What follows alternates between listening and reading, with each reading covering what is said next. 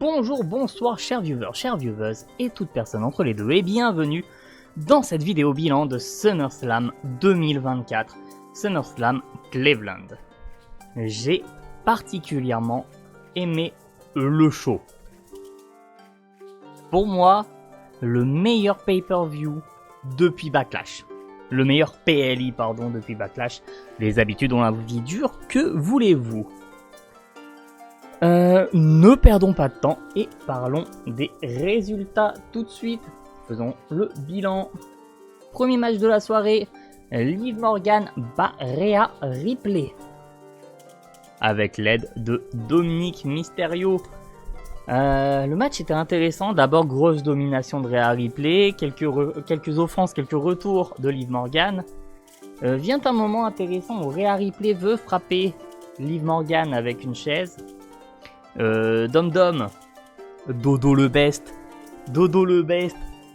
empêche Rhea de le faire, attrape la chaise et lui dit ouais non, fais-toi pas éliminer, bah là gagne le titre.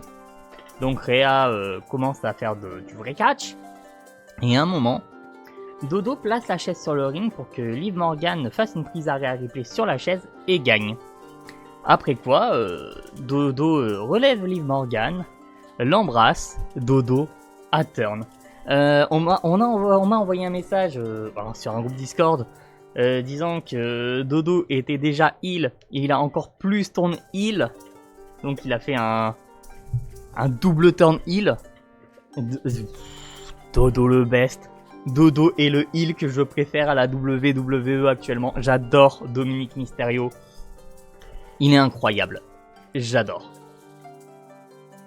Match suivant, ça va aller assez vite, je pense. On va pas épiloguer trop longtemps.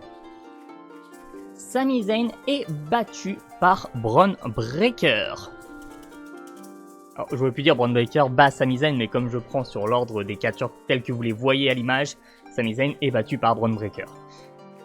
Le match est assez court, 5 minutes 40, mais c'était un bon match.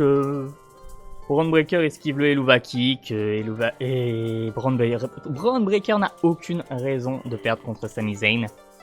Il fallait qu'il gagne, il fallait qu'il ait un titre. Le titre lui sied à merveille. Lui sied. Le titre lui va très bien. Et le chat. Faut pas montrer ton cul à la caméra. Mais voyons le chat. Mais un peu de mais non, mais le chat t'a dit. Oh. Non mais. Le chat qui fait de l'exhibitionnisme comme ça sur mes vidéos. Allez. On en est là. D'accord. Victoire de Bron Breakker à cause de l'anus du chat. Voilà. Bon. C'était la conclusion logique de cette rivalité. Sami Zayn va retourner en mid-card ou bien va être impliqué dans une nouvelle storyline. Pas si nouvelle que ça. On va bien voir. Match suivant. Il est où? Il est ici. Logan Paul a été battu par LA Knight avec une intervention de Machine Gun Kelly. Je crois que c'est un artiste musical, mais je ne connais pas. Je ne m'attendais pas à une victoire de LA Knight avant la veille du show. À la veille du show, Logan Paul a sorti quelques propos transphobes sur X, sur Twitter. Pour moi, ça a enterré Logan Paul. C'était peut-être pas la raison, peut-être que c'était prévu avant. Quoi qu'il en soit, victoire d'LA Knight, je suis content. LA Knight mérite d'avoir un titre. On sait qu'il pourra mettre en avant le titre des États-Unis au sein même de la WWE, contrairement à Logan Paul qui allait se promener avec ici ou là. LA Knight est très présent, il pourra défendre très souvent, ça va être très intéressant. Je pense qu'on pourra avoir une mid-card mise en avant grâce à LA Knight. Donc franchement, let's go, je suis content du résultat. Logan Paul est toujours très bon physiquement, rien à dire, et j'espère qu'on va quand même le voir davantage, malgré ses propos plus que limites, voire même tout bonnement intolérables. Match suivant. Bayley a été battue par Nia Jax avec une intervention de Tiffany Stratton. qui n'a pas fait d'encaissement du Money in the Bank. Tout ça était prévisible. Prévisible, mais c'était un bon match. Nia Jax a fait 3 fois au total son finish sur Bayley. Le match était bien. Il a pris une deuxième phase, une très grosse deuxième phase, quand Nia Jax fait une première fois son finish sur Bayley. Bayley qui s'est relevé quand même au compte de 2. Et là, on est rentré dans une nouvelle physionomie de match. C'était intéressant. C'est franchement Nia Jax, gros progrès, rien à dire. Tiffany Stratton a voulu encaisser sur Bayley, mais ça n'a pas abouti. Ça n'a pas abouti au sens où même l'arbitre n'a même pas sonné la cloche pour l'encaissement, donc elle conserve le Money in the Bank. Ça a perturbé Bayley, ça a permis à Nia Jax d'enchaîner. Elle fait 2 fois son finish. Victoire Nia Jax, rien à dire de plus. Là on arrive dans le gros de la carte, les 3 matchs les plus intéressants. Probablement celui que j'ai trouvé le plus intéressant, CM Punk contre Drew McIntyre avec l'arbitrage spécial de Seth Rollins. C'est une victoire de Drew McIntyre. C'était très intéressant. Seth Rollins a perdu à cause de, comment dire, pas sa paranoïa, mais du manque de confiance qu'il a en Seth Rollins. Comment ça s'est passé? En gros, Seth Rollins avait annoncé qu'il ferait un arbitrage maison à sa façon, et c'est ce qu'il a fait. Il n'a avantagé aucun des 2 catcheurs, ou plutôt a avantagé les 2 quand il fallait avantager un catcheur. C'était intéressant, franchement, bon boulot de Rollins en tant qu'arbitre, j'ai bien aimé. Mais à un moment, Drew McIntyre s'empare du bracelet, sort le bracelet de CM Punk, et CM Punk le met à terre, récupère son bracelet, mais ne l'enfile pas, et il se fait mettre KO par Drew McIntyre. Si je me rappelle bien, j'essaie de reconstituer les actions, et le bracelet tombe sur le ring. Rollins, pour pas laisser traîner le bracelet, l'enfile, mais pas en mode je te pique ton bracelet, mais vraiment en mode je l'écarte du ring pour, comme feraient tous les arbitres, en fait, on ne laisse pas un objet traîner sur un ring. CM Punk le voit, il confronte Seth Rollins, ça permet à Drew McIntyre d'avoir une victoire. Entre temps, CM Punk porte une prise à Rollins. Rollins compte 3 au tombé de McIntyre. À un moment, on sent qu'il a du mal à faire le compte de 3. Je sais pas où va Rollins avec ça, mais bon. On aurait dit qu'il était pas très chaud pour donner la victoire à McIntyre. Peut-être juste une impression.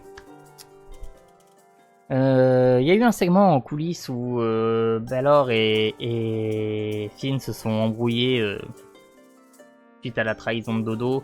Et un autre segment où les deux sont excusés l'un et l'autre. Et c'est important de le prendre en compte puisqu'on passe au match Damian Priest qui perd face à Gunther. Là aussi le match était chouette. Les deux sont de très bons catcheurs, de très très bons catcheurs. Mais Gunther l'emporte. Gunther aurait pu perdre si Finn Balor ne l'aurait pas aidé. Parce que le petit Saligo a trahi Damian Priest. Gunther subissait un tombé. Balor a pris son pied, l'a mis sur les cordes, ça a cassé le tombé. Damian Priest a vu le replay, a vu que c'est Finn Balor qui l'avait trahi. Il veut attaquer Finn Balor, il se fait aveugler par sa colère, Gunther en profite, Gunther lui porte une soumission. Damian Priest sort une fois de la soumission, se refait tataner, resubit la soumission et pass out tout simplement. Victoire de Gunther. Gunther méritait un des titres principaux. Il a un des titres principaux. C'est le pay-per-view, c'est le PLI qui raconte ce qui devait être raconté. Là, pour le coup, je le trouve très consensuel, mais pas dans le mauvais sens du terme. Des fois, c'est bien d'avoir les trucs qui sont attendus, les trucs qu'on veut, les trucs qu'il faut. Et ce PLI nous a donné ce qu'il fallait, ce qu'on avait besoin de voir pour faire avancer les choses. C'était des conclusions logiques, c'était des déroulements logiques. Hein, on va pas faire les outrés. Ça manquait de surprise. Mais en vrai, des fois c'est pas plus mal. Dernier match de la soirée, tout aussi attendu, tout aussi prévisible, mais on est content, même si j'avais annoncé que ça n'arriverait pas. Cody Rhodes contre Solo Sikoa dans un Bloodlines Rules match, donc un match où tout est permis. Les deux ont fait un match plutôt normal jusqu'à intervention de Jacob Fatu, même pas non, de Tama Tonga et Tongaloa, avec son œil en moins. Tongaloa qui est vraiment pas doué. Donc intervention de Tama Tonga, Tongaloa, arrivée de Kevin Owens, il tape Kevin Owens, arrivée de Randy Orton tape les Tongiens.